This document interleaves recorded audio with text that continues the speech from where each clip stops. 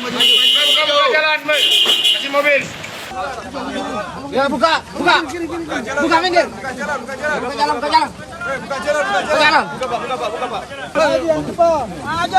Maju. Buka jalur, Pak, buka jalur.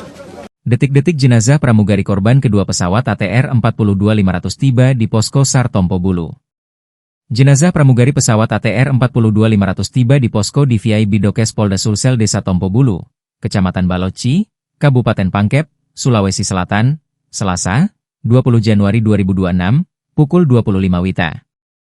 Ia ditemukan tim SAR di Jurang Bulu Sarung, Senin, 19 Januari 2026.